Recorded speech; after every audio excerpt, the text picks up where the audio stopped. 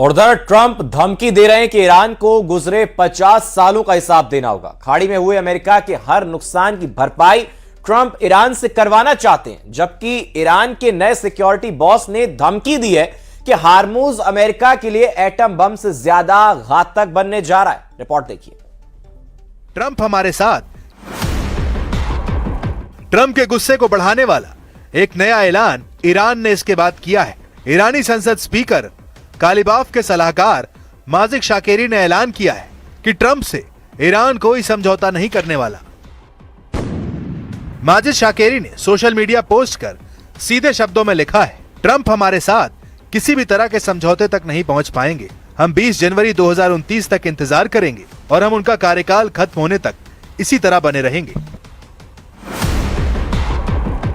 ये ईरान का strategic patience यानी रणनीतिक धैर्य का प्लान है, जिसका मकसद ट्रंप को युद्ध में तब तक उलझाए रखना है जब तक उनका कार्यकाल खत्म नहीं होता। ट्रंप के प्रेसिडेंट पद से विदाई के बाद ईरान अपनी ज्यादातर शर्तों को मनवाकर युद्ध में जीत का ऐलान कर सकता है, लेकिन हार्मूज 2029 तक बंद रहा तो पूरी दुनिया में हाहाकार मच जाएगा।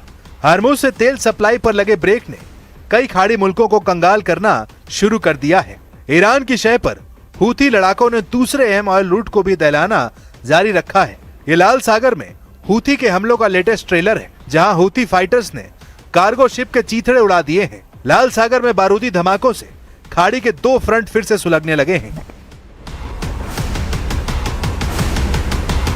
यही वो दो फ्रंट बारूदी धमाकों से दहल रहे हैं। यमन के लड़ाका हूथी तेल रूट बॉब अल मंदेब में दुश्मनों के जहाजों को तबाह कर रहे हैं। इधर इजराइल लेबनान में हिजबुल्लाह को सिर उठाने की मोहलत नहीं दे रहा है, मगर मार बराबर की है। हूथी के हमले ज्यादा सटीक और विनाशकारी दिख रहे हैं। इजराइल की बमबारी भले ही भीषण है, लेकिन हूथी के हमलों का खौफ कई खाड़ी देशों में फैल रहा है, क्योंकि हार्मूज के बाद दूसरे तेल रूट का ब्लैक तबाही लाने वाला साबित हो सकता है। ईरान समर्थित हूथी फाइटर्स ने एक डेक कार्गो शिप को मिसाइल धमाके में उड़ा डाला है। लाल सागर से गुजर रहे कार्गो शिप पर हुए हमले में 3 लोगों की मौत होने की खबर है। यमन मिलिट्री ने इस हमले की डिटेल रिलीज कर बताया है कि बॉब अल मंदेब से हूथी की परमिशन के बगैर गुजरना अब खतरे से खाली नहीं है। बिअौनिल्लाहि तआला व बित्तवक्कुल अलैहि नफذت अव्वल अमलियतिन अस्करिया वذلك बिदफ़अतिन मिन अस्सवारिख अलबालिस्तिया والتي استهدفت أهدافا عسكرية حساسة للعدو الإسرائيلي जनूबी। ईरान की नई वॉर पॉलिसी के मास्टरमाइंड कमांडर मोहसिन रेजाई माने जा रहे हैं, जिन्हें सुप्रीम लीडर मुस्तफा खामनेई ने ईरान की सिक्योरिटी का सुपर बॉस बनाया है। रेवोल्यूशनरी लड़ाकों के पूर्व कमांडर इन चीफ रहे मोहसिन रेजाई ईरान के नए सिक्योरिटी चीफ बनाए गए हैं। रेजाई को ये पद बाकर जोरगाद्र की जगह मिला है। रेजाई ईरान के सबसे कट्टर जनरलों में से एक माने जाते हैं। मोहसिन रेजाई ने अमेरिका और इजराइल से लंबे समय तक युद्ध जारी रखने का प्लान बनाया था। एक बात जो कमांडर रेजाई को सबसे खास बनाती है, वो है उनका काउंसिल में सुप्रीम लीडर का प्रतिनिधि होना, यानी रेजाई के पास डबल पावर, जिससे वो ईरान की पूरी मशीनरी पर कंट्रोल कर सकते हैं। ये कमांडर रेजाई ही थे जिन्होंने हार्मूज को एटम बम के बराबर का हथियार बताया था। अब वही कमांडर ट्रंप से टकराएगा, वही कमांडर नेतन्याहू की प्लानिंग खराब करेगा। कमांडर रेजाई युद्ध का रुख किस ओर ले जाते हैं अभी वक्त बताएगा, लेकिन सीरिया में एक मुकदमे पर आए फैसले ने कई देशों की टेंशन बढ़ा दी है, क्योंकि कुछ दिनों से साइलेंट दिख रहे सीरियाई अखाड़े में फिर घमासान का ग्राउंड तैयार हो गया है। अब सीरिया से आई इन तस्वीरों की कहानी भी जान लीजिए, क्योंकि यह मुकदमा एक नए वॉर एंगल की तरफ इशारा कर रहा है। सीरिया से आई ये तस्वीरें पूर्व राष्ट्रपति के गुनाहों का हिसाब है। पिंजड़े में कैद दिख रहा आदमी कभी सीरिया का सबसे खूंखार ब्रिगेडियर जनरल था, लेकिन अब उसी के सिर पर मौत नाच रही है। सीरिया की अदालत में सिविल वॉर के दौरान वॉर क्राइम और इंसानियत के खिलाफ क्राइम के आरोपों में दोषी ठहराए जाने के बाद पूर्व राष्ट्रपति बशर अल असद को मौत की सजा सुना दी है। असद दिसंबर 2024 में तख्ता पलट के बाद परिवार समेत मॉस्को भाग गए थे, लेकिन अहमद अल शरा की हुकूमत ने असद पर मुकदमा चलाकर उन्हें फांसी पर टांगने के बंदोबस्त कर लिए हैं। असद के साथ कोर्ट ने आतिफ नजीब को भी मौत की सजा सुनाई है। आतिफ नजीब जनवरी 2025 में गिरफ्तार किए गए थे।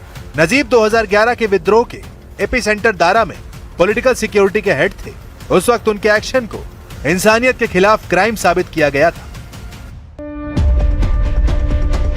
आतिफ नजीब बशर अल असद के ममेरे भाई हैं। आतिफ नजीब सीरियाई सेना के पूर्व ब्रिगेडियर जनरल हैं। बशर अल असद ने अपने पिता की मौत के बाद साल 2000 में सत्ता संभाली थी। असद के पिता हाफिज अल असद ने करीब 30 साल तक सीरिया पर शासन किया था।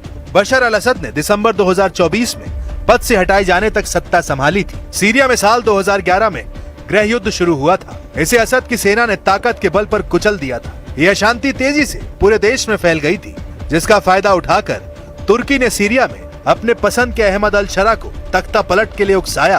तब कमांडर जुलानी के नाम से कुख्यात रहे अल शरा ने कई लड़ाका ग्रुप की संयुक्त सेना बनाकर असद सरकार को उखाड़ फेंका।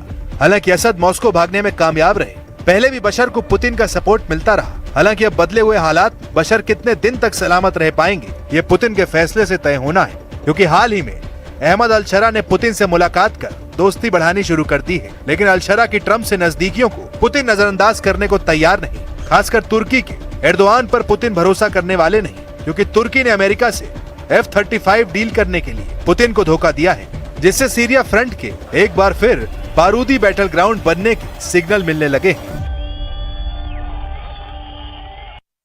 और युद्ध के बाद ईरान के सुप्रीम लीडर मुस्तफा खामनेई का नया वीडियो सामने आया। मुस्तफा खामनेई सेहतमंद है, वो 7 से 8 घंटे लंबी मीटिंग कर रहे हैं। ईरान के सुप्रीम लीडर ने ट्रंप से टक्कर लेने वाली नई वॉर टीम बना ली है। ईरान की वॉर मशीन में एक से एक कट्टर कमांडर शामिल किए गए। रिपोर्ट देखिए।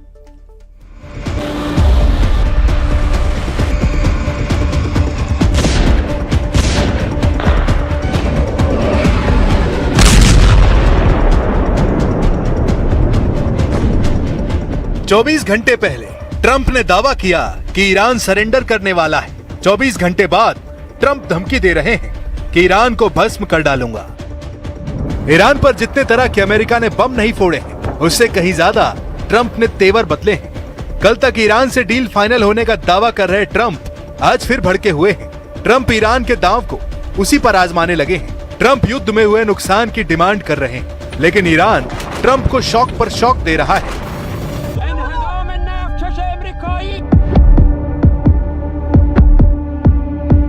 ईरान ने अपने सुप्रीम लीडर की वॉर मीटिंग का गुप्त वीडियो रिलीज कर दिया है। यह वीडियो ट्रंप को 440 वोल्ट का झटका देने वाला है, क्योंकि supreme leader Mustafa Khamenei fit and fine है। मुस्तफा के चेहरे पर कोई टेंशन नहीं दिख रही है। उनके दोनों हाथ सही सलामत हैं। मीटिंग में सुप्रीम लीडर ने जो प्लानिंग की वो अब ट्रंप को डरा रही है, क्योंकि ईरान डील तो दूर की बात अपनी नई वॉर टीम को जंग में उतार चुका है। इसके साथ एक बात और क्लियर हो गई है, वो ये कि ईरान के सुप्रीम लीडर का रुतबा बरकरार है। ईरान के सुप्रीम लीडर की हनक साफ है। उनके घायल होने और मौत की अफवाह खारिज हो चुकी है। मुस्तफा खामनेई ने युद्ध का रिमोट कंट्रोल थाम लिया है, जिससे ट्रंप का सीज फायर प्लान फुस हो गया है। ईरान की वॉर मशीनरी में बड़ा फेरबदल हुआ है। मुस्तफा खामनेई ने 6 टॉप कमांडर बदल डाले हैं। अब कौन बना किसका बॉस जानकर ट्रंप दहल गए हैं। ईरान की मेहर न्यूज एजेंसी की रिपोर्ट के मुताबिक देश के सभी सशस्त्र बलों की कमान संभालने वाले नेता अयातुल्ला सैयद मुज्तबा हुसैनी खामनेई ने सेना के 6 बड़े पदों पर नई नियुक्तियां की हैं, जिनमें ईरानी सेना की elite Islamic revolutionary guards corps के चीफ का नाम भी शामिल है। ईरान की नई वॉर टीम में IRGC के commander in chief Ahmad Vahidi बनाए गए हैं। IRGC के डिप्टी कमांडर का नाम मुस्तफा इजादी है। IRGC नेवी कमांडर का पद अली ओमाजाई को दिया गया है। ईरान की बसीज फोर्स के चीफ अब हुसैन तायब है। ईरान के चीफ ऑफ स्टाफ का नाम अली अब्दुल्लाही है। वहीं केमार्स हैदरी ईरान सेना के डिप्टी चीफ ऑफ स्टाफ है।